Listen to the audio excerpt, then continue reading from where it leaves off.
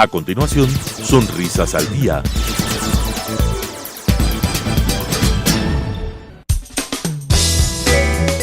Clasificación A. Apto para todo público.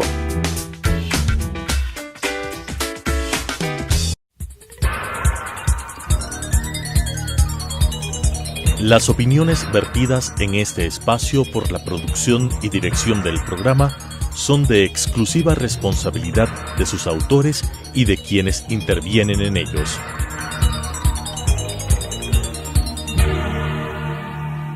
Telesucesos Canal 29 UHF presenta Sonrisas al Día. Consejos para la prevención de enfermedades de la cavidad oral y tips para la solución de las mismas con la conducción de Lisette Naves. Sonrisas al Día. Saludos y bienvenidos a su programa Sonrisas al Día, un programa que tiene como meta que ustedes conozcan todos sus temas de interés de la odontología. Mucho gusto, yo soy su odontóloga Lisette Naves y el tema que vamos a tratar hoy día vienen a ser las enfermedades sistémicas más importantes y su manejo odontológico. Para esto tenemos con nosotros a la cirujana odontológica, a la doctora Anabel Vega. Mucho gusto que estés aquí. Hola, ¿qué tal? Mucho gusto. Tú eres cirujana maxilofacial, ese viene a ser el nombre específico. Patólogo y cirujano oral. Patólogo y cirujano. Esto viene a ser súper interesante porque en la rama de cirugía a veces viene a ser aún más perentorio el manejo de estas enfermedades sistémicas, si bien se lo tiene que tener en cuenta en cada atención odontológica. Pero eso queremos que conozcan un poco los televidentes, cuáles vienen a ser las enfermedades sistémicas más predisponentes y cuáles vienen a ser las complicaciones y manejos que tendríamos que tener. Sí, mira, específicamente el día de hoy vamos a hablar de dos enfermedades que son muy comunes hoy en día en toda la población, que es la hipertensión y diabetes, que nos llega muy frecuente como tal a nuestro consultorio y que incluso son enfermedades a veces que permanecen ocultas y que nosotros como odontólogos somos los primeros como tal en descubrirlas. Entonces, por eso el énfasis en hablar específicamente de esas dos enfermedades. Vamos a hablar primeramente de la hipertensión. Como vemos en la siguiente imagen, podemos ver que la hipertensión es la elevación anormal y sostenida de la presión diastólica y sistólica o incluso de ambas. Si esta no es diagnosticada y tratada a tiempo, que muchas veces sucede, se presenta un aumento en la morbilidad y mortalidad. Nosotros primeramente, como vemos en la siguiente imagen, tenemos que clasificar en qué etapa de hipertensión como tal el paciente está. Para esto nosotros siempre como odontólogos, antes de atender al paciente, por más que el paciente nos diga que él está sano, siempre le debemos hacer una toma de la presión arterial. Si nosotros vemos que no tiene un rango normal, que el rango normal debería ser entre 120 o menos, 120/80 o menos, máximo hasta 85/130, pues ¿qué es lo que debemos hacer? Pues derivar como tal a nuestro paciente al médico internista como tal para que ya les haga la revisión y les logre diagnosticar como tal una hipertensión o no, ya que por lo general los signos y síntomas no se dan muy frecuentes como tal en esta patología. Esto me parece importante recalcar, que dices que se mantienen ocultas. La verdad, esto sí tiene una alta incidencia. Conozco la historia de un pariente mío que de repente se chocó contra un carro de policía y al rato del drama, para no tener que ir preso, dicen no, le pidió ayuda a un médico de que por favor le diga que tiene una crisis hipertensiva. Llega a la ambulancia y en efecto así estaba con una crisis hipertensiva. Aparentemente este pariente mío no tenía idea de que tenía la presión alta y ese rato puntual pues le ayudó mucho para salvarse de todo el incidente con el policía. Pero si no se hubiera dado cuenta, y hasta ahora ese pariente mío toma pastillas por la presión arterial, porque tiene una hipertensión. Claro, cuando se va de vacaciones se logra controlar y no hay problema. Durante las vacaciones no tiene que tomar medicamentos. Esto viene a ser una variación de la enfermedad. Tal vez porque durante la época de trabajo el estrés se le aumenta. El estrés, exactamente. Y aumenta lo que viene a ser la presión y por eso se le produce la hipertensión. Pero por lo mismo tenemos que tener un médico de cabecera que nos vaya a decir, ¿sabes qué? Este es tu tratamiento. En vacaciones verdaderamente no se te aumenta la presión, deja de tomar el medicamento. Mientras estás trabajando, si tienes esta alza de presión, pues ¿qué medicamentos mandaríamos, no? ¿Cómo viene a ser la incidencia de esto de la hipertensión? Bueno, como podemos ver en la siguiente imagen, mira cómo de 1 de cada 3 pacientes sufre de hipertensión, pero 1 de cada 3 adultos que sufre hipertensión desconoce que presenta esta enfermedad, por eso decimos que es una enfermedad oculta. y 1 de cada 3 adultos que se está tratando esta hipertensión no logra mantener su presión bajo 140/90, es decir, por lo general la mantienen una presión relativamente alta, pero que es controlable. No es la óptima, pero es controlable como tal con medicación. Entonces podemos ver que es una incidencia bastante grande como tal en la población y que es algo que nos puede llegar diariamente al consultorio como tal. Esto me parece que se debe realizar en la historia clínica. En las historias clínicas que tenemos, que manejamos ahora en todos los consultorios del país, manejamos un formato básico que nos pasa el Ministerio de Salud. Es un formulario básico que se maneja a nivel de todo el país, a nivel nacional. El punto es que en esta historia clínica, en este formulario que se llena, hay una partecita para colocar presión arterial. Y desafortunadamente no es algo que solemos hacer, tomar la presión arterial, pero estamos haciendo este programa para crear el énfasis en que se lo debe hacer. Es lo ideal porque mucha gente no conoce, tal vez vaya a ser en el consultorio la primera vez que lo detecten. Y además, incluso cuando son pacientes que ya te dicen que tienen presión arterial alta, que ya te dicen que tienen un historial de hipertensión, pues existe este factor que tú dices de que incluso controlados tienen una presión muy alta. De nuevo, refiriéndome a mi familia, creo que aparentemente es algo muy común la presión alta en mi familia. Tengo otro pariente que tiene la presión alta y utiliza como 3 medicamentos para la presión, incluyendo diuréticos, porque los diuréticos vienen a veces ser uno de los medicamentos de control. Y aún así le dan crisis de hipertensión. De vez en cuando, cada 2 meses, cada 3 meses, tiene que estar en controles constantes porque tiene, verdad, una problemática con la presión. O sea, incluso con 3 medicamentos no se lo termina de lograr controlar. Y así habrá casos de que definitivamente la presión es algo difícil de manejar, ¿no? Exactamente, por eso nosotros siempre en el consultorio tenemos que poner énfasis en siempre nosotros medirle la presión a todo paciente. Por más que el paciente nos diga, no, yo soy una persona sana, nunca he tenido hipertensión, siempre medirle la presión a todo paciente. Entonces aquí a continuación vamos a ver una lista de qué es lo que nosotros debemos hacer cuando nos llega un paciente hipertenso como tal al consultorio. Primero, preguntarle si ha tenido antecedentes de hipertensión. Puede ser que nos digan, no doctora, yo soy sana, nunca he tenido antecedentes como tal, pero igual nosotros medirle la presión. Si nosotros ya vemos que tiene una presión alta, ya podemos sospechar. En ese momento, sí, nosotros paramos el procedimiento y nosotros tenemos que remitir este paciente al odontólogo, al médico internista. Nunca realizar un tratamiento cuando veamos que un paciente no está controlado o incluso tiene la presión alta y él ni siquiera sabía que presentaba este problema. Segundo, haberse presentado signos y síntomas, pero como dijimos antes, los signos y síntomas son poco comunes como tal en esta enfermedad. Si ya es un paciente conocido, que el paciente nos dice, sí, yo sufro de hipertensión, pues conocer nosotros qué medicamento le está tomando en la actualidad, a qué horario lo toma como tal. Se dice que por lo general la pastilla la va a tomar por la mañana y lo mejor es que nosotros entonces atendamos a estos pacientes cardiópatas en horas de la tarde, donde ya tomó la pastilla y ya tiene que tener una presión como tal regulada para nosotros realizar cualquier procedimiento. Que el más importante en ese caso, ¿cuál va a ser? Todo procedimiento en el cual nosotros tengamos que colocar una anestesia con vasoconstrictor, que es la ideal, que obviamente en algunos casos no es adecuado colocarla. También considerar el uso de benzodiazepinas. ¿Por qué? Porque estos pacientes suelen tener mucha ansiedad y si nosotros de por sí hacemos que el paciente libere mayor cantidad de adrenalina y luego le colocamos un anestésico con adrenalina, entonces estamos como que aumentando mucho la dosis de adrenalina en el cuerpo y por eso lo mejor es mantener a este paciente lo más tranquilo posible. Y en lo que se refiere a evitar la hipertensión ortostática, tratar de estos pacientes de no atenderlos con el sillón con la cabecera muy abajo y cuando los subirlos lentamente para evitar como tal que se dé un cambio brusco como tal de la presión. Quiero aclarar 2 puntos para que los televidentes puedan llevar un mejor control de esto.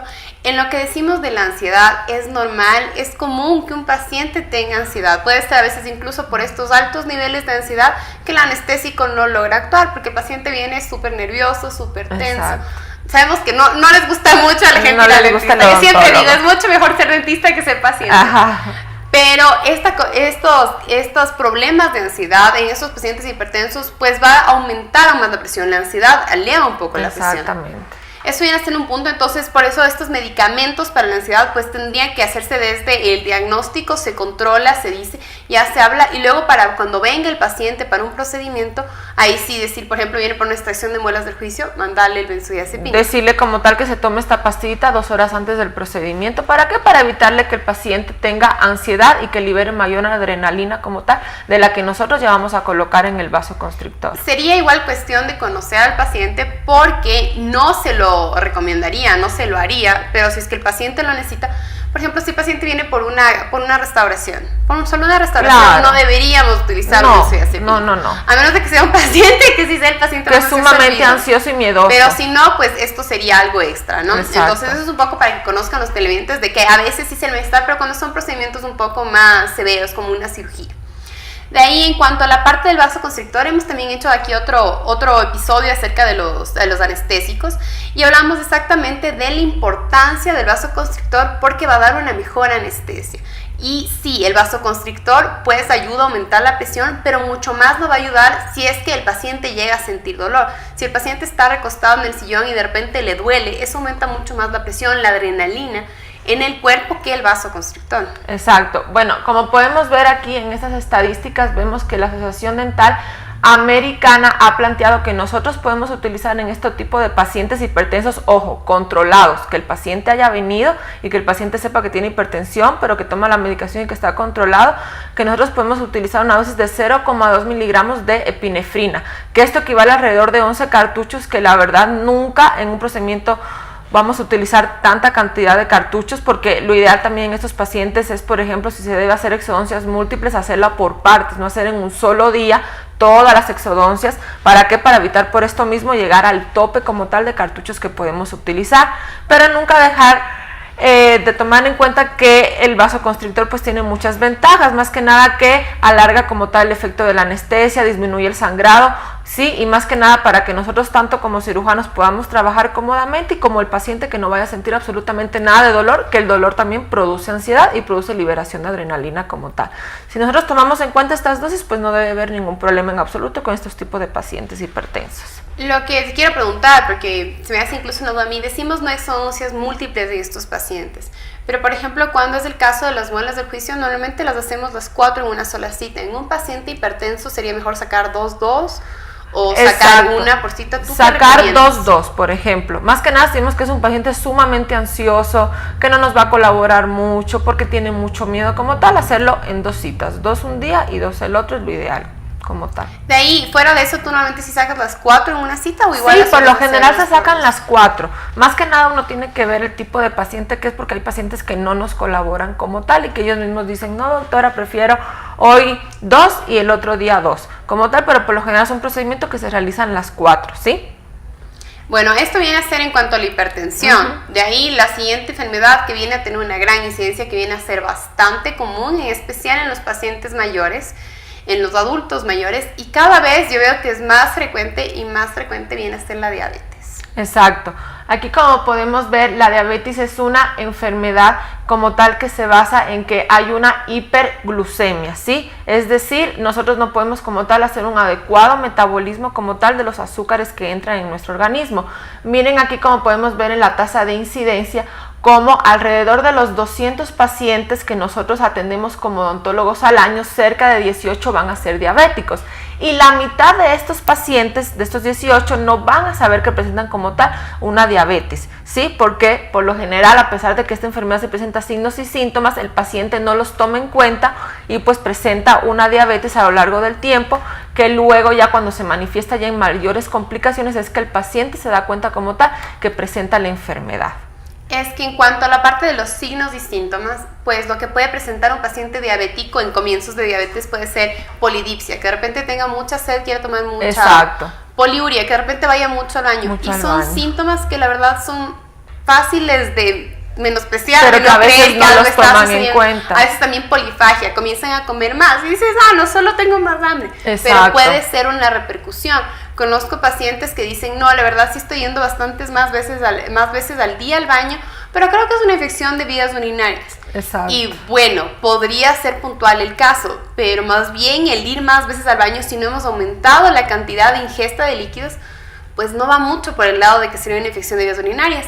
y por lo tanto se aconseja siempre un control médico ante estas situaciones para ver por dónde es. Se va primeramente al médico internista para que nos diga, no, ¿sabes qué? Necesitas la prueba de orina, ¿sabes qué? Necesitas la prueba de sangre para ver por dónde puede ir encauzado el problema. Exactamente, y más que nada, como vamos a ver, clasificar el tipo de diabetes que este paciente presenta, ¿sí? Nosotros vamos a tener 3 tipos de diabetes. El primer tipo es la diabetes tipo 1, insulino requiriente, que por lo general esta sucede en las primeras etapas de la vida, ¿sí? Por lo general en niños, ¿sí? En etapas tempranas, ¿sí?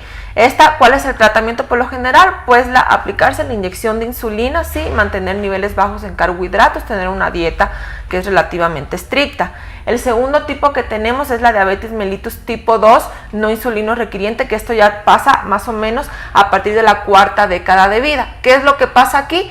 Que el cuerpo, a pesar de que se produce poca insulina, las células no logran captar, a diferencia de la primera que no se libera como tal nada de insulina. Y la tercera se trata del paciente que por mucho tiempo fue la del tipo 2, que sí liberaba un poco de insulina, sí, y se controlaba solamente mediante medicación vía oral, pero que luego el cuerpo por completo dejó de liberar insulina y que ya es un paciente ya insulino requiriente como tal. Tenemos una imagen sobre los tipos de diabetes, pero lo que quiero aquí preguntarte un poco es que en la diabetes tipo 2, tú lo dices de que viene a tener mayor predisponencia como que a partir de los 40 años, ¿no? Exacto. Y es verdad, quiero hablar con los televidentes, esto viene a ser verdad, a partir de los 40 años se presenta más de esta enfermedad, pero quiero recalcar, quiero hacerles que creen conciencia, cada vez se encuentra más en pacientes jóvenes, y lo digo porque mi hermana de 30 años estaba al borde de la diabetes. Mi mejor amiga de 28 años estaba igual al borde de la diabetes porque ya comienzan a presentar niveles altos de insulina. Porque no presentamos una alimentación adecuada. Todavía también no tienen niveles altos de azúcar, pero en el examen de sangre le salió que tienen niveles estratosféricos de insulina. Y esto es porque el cuerpo está esforzándose por combatir estas altas ingestas de azúcar que tienen. Y a la larga, si desde esta temprana edad no comienzan a controlarlo, no comienzan con dieta, pues es cuestión de tiempo que ya desarrollen la diabetes, porque el cuerpo va a irse acostumbrando a estas altas dosis de insulina y va a ir creando esta resistencia a la insulina, que es lo que nos lleva a la diabetes mellitus tipo 2. También dentro de las clasificaciones de la diabetes, que no está puesto en esta imagen que estamos viendo, viene a ser la diabetes de embarazada, ¿no? Eso fue lo que específico le pasó a mi hermana, solo que mi hermana ya concluyó su embarazo y todavía tenía estos valores altos de azúcar. Afortunadamente es súper responsable y ya con dieta lo logró combatir, pero eso sí se requiere concientización de parte del paciente para que comience a tener el control adecuado y pueda salir de esta etapa si solo algo pasajero, para que no se termine de asentar la enfermedad como algo crónico, ¿no? Exactamente, muchos pacientes presentan como tal un desarrollo de la enfermedad durante el embarazo. Por lo general terminan esta etapa de embarazo y la enfermedad ya desaparece, pero en muchos pacientes la enfermedad ya sigue con ellos a lo largo de toda la vida y se quedan con esta enfermedad. ¿Qué es lo principal? Pues tratar de no comer tanto dulce, de mantener un peso adecuado, más que nada saber que a medida que nosotros vamos teniendo una mayor edad es más difícil como tal bajar de peso, por eso lo ideal es mantenernos en un peso adecuado desde que somos más difícil, cada día más difícil. Exactamente. Entonces, ¿qué es lo que nosotros como odontólogos vamos a hacer, como vemos en esta imagen, si nos llega un paciente como tal diabético al consultorio? Primero que nada, si es un paciente que nunca ha presentado diabetes, pues el paciente nos va a decir, no doctora, yo no sufro de ninguna enfermedad. Pero siempre si vemos y que el paciente nos empieza a comentar, no, pero últimamente sabe que estoy comiendo más, tengo mucha sed, entonces nosotros podemos empezar a tener sospecha de que el paciente podría estar desarrollando como tal esta enfermedad. ¿Qué es lo que nosotros hacemos? Pues posponer como tal la consulta o el tratamiento que vamos a hacer ese día, si se basa en caso a una cirugía, sí, incluso un tratamiento leve, sí, puede llevar a cualquier complicación, y nosotros remitirlo al médico internista para que le haga las pruebas adecuadas como tal y para que el paciente logre ver si presenta diabetes o no. Si ya es un paciente ya conocido, que el paciente dice, sí doctora, yo presento diabetes como tal, ¿qué es lo que vamos a hacer? Pues primero preguntarle al paciente cuál es la medicación que toma, si últimamente cuando él se controla como tal mediante las pruebas o de laboratorio o mediante la alimentación o mediante pastillas, es saber qué le está haciendo. Puede decir que el médico le dijo, no doctora, me dijo que todavía que me mantenga solamente con una dieta adecuada, que todavía no tengo que tomar medicación, ¿sí? Hay un examen, como podemos ver, que se llama hemoglobina glicosilada. Este examen es muy importante que nosotros como odontólogos lo tomemos porque nos va a decir cómo estuvo ese paciente con su azúcar en los últimos 3 meses, ¿sí? Y nosotros tenemos rangos, como podemos ver, menos del 7% buen control, de 7 al 9% regular control y más del 9% mal control, ¿sí? Y nosotros poder clasificar este paciente en bajo riesgo, moderado riesgo o alto riesgo. También es muy importante en la historia clínica, pues preguntar al paciente si ha tenido brotes de hospitalizaciones pasadas porque se le ha complicado la enfermedad, o si es un paciente que nos dice que él desde que descubrió que tenía como tal diabetes tuvo una enfermedad totalmente controlada y no ha tenido ningún problema, que se toma su pastillita o que se inyecta como tal la insulina y que se mantiene controlado de esa manera. Estamos viendo lo que viene a ser prepararnos para intentar evitar que sucedan estos accidentes dentro de la consulta. Pero no sé si tal vez tienes un poco de experiencia en qué se puede hacer si el paciente llega a presentar una crisis diabética o una crisis hipertensiva dentro de la consulta. ¿Estaría algo en nuestras manos o necesitamos definitivamente solo decir 911, necesito una ambulancia? ¿Qué podríamos hacer? Bueno, ¿qué es lo que podemos hacer? Primero que nada, tratar de atender a estos pacientes en horas de la mañana. Decirles en horas de la mañana que por favor vengan tomando su medicación normalmente y vengan consumiendo un desayuno rico en carbohidratos. ¿Sí? ¿Para qué? Para evitar que nos dé una crisis hipoglicémica. Si al momento de nosotros aplicar, por ejemplo, la anestesia, que suele suceder mucho, vemos que el paciente tiene un brote de hipoglicemia, darle a algún caramelito, ¿sí? algún alimento que contenga bastante azúcar, bastante carbohidrato, para ayudar a que el paciente como tal se estabilice. Por lo general eso suele ayudar.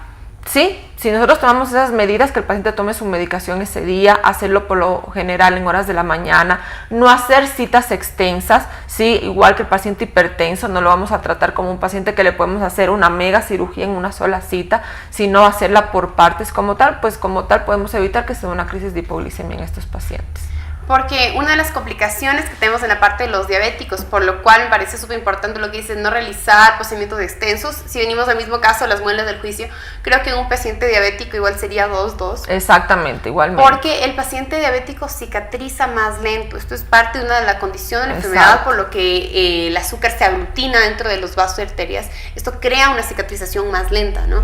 Entonces, por lo mismo, sí va a ser más común de que les tome más tiempo. Las muelas del juicio a veces utilizamos sutura, a veces no, depende de cómo fue la extracción. Y muchas veces los pacientes se quejan de, tengo todavía el hueco abierto. Exacto. Y es porque se está terminando de cerrar el alveolo. Y en un paciente diabético, pues esta recuperación sí va a ser más lenta.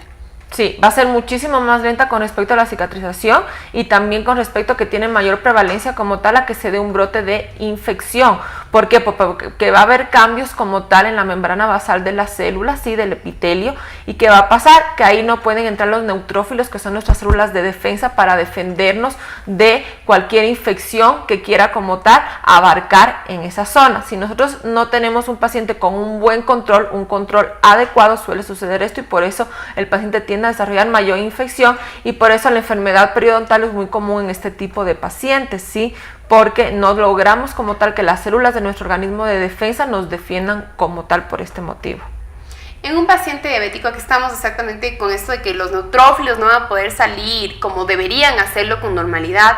En un paciente diabético, para una cirugía, siempre mandar antibióticos. Sí, siempre profilaxis antibiótica. Sí, nosotros tenemos siempre pues el esquema, sí, que es conocido de mandar profilaxis antibiótica siempre, pues es una pastilla o un antibiótico que se manda 1 hora antes como tal de la cirugía y luego se le dice al paciente que después de la cirugía tiene que continuar con este esquema dependiendo del medicamento, pues los días como tal que refiera la dosis, pero siempre mandar por este motivo porque tienden a tener mayor prevalencia como tal para que se les dé una infección, a darle profilaxis antibiótica. ¿En un paciente hipertenso sería igual importante la profilaxis antibiótica o no es del tipo de medidas? No sería más el tipo. En el tipo de pacientes hipertensos el principal problema es como tal si usamos anestésico con vasoconstrictor o no como tal. Pero también debemos tomar en cuenta que muchos pacientes tienen las dos enfermedades, hipertensión y diabetes. ¿Por qué? Porque como tal fisiológicamente son enfermedades que van muy acompañadas ya entrando como tal más profundamente en temas como tal del organismo. Me parece sumamente interesante de que los televidentes, desde donde sea que nos estén viendo, creen más conciencia de estas enfermedades, porque desafortunadamente la prevalencia cada vez es mayor. Y queden ustedes desde temprana edad, desde ahorita, desde que están acabando el show, pues ya tomar estas medidas de control para intentar evitar estas enfermedades que normalmente están muy ligadas al tipo de dieta. Tanto por la presión por abusar de la sal, tanto la diabetes por abusar del azúcar. Entonces tenemos que cuidarnos de todo. Pero por si acaso tengan preguntas acerca de otras enfermedades sistémicas que también pueden tener algún manejo odontológico específico, como algún tipo de enfermedad de tipo neurológico o de tiroides, no duden en preguntarnos, y para eso les vamos a dejar nuestros números de contacto al 452-2296 o al 0998-961-458. También, si tienen más dudas, no crean que no pueden escribirnos a nuestra página de Facebook. Ahí vamos a poder contestarles cualquier inquietud que tengan a @DentalAdvantage_UIO. Un gusto que hayan estado el día de hoy con nosotros, y les dejamos con la misión de que tengan una dieta más saludable para que luego no vayan a tener problemas de salud.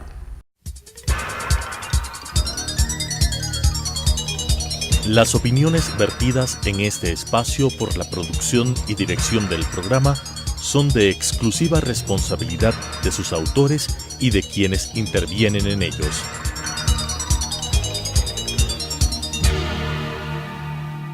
Telesucesos Canal 29 UHF presentó Sonrisas al Día. Consejos para la prevención de enfermedades de la cavidad oral y tips para la solución de las mismas, con la conducción de Lisette Naves. Sonrisas al Día.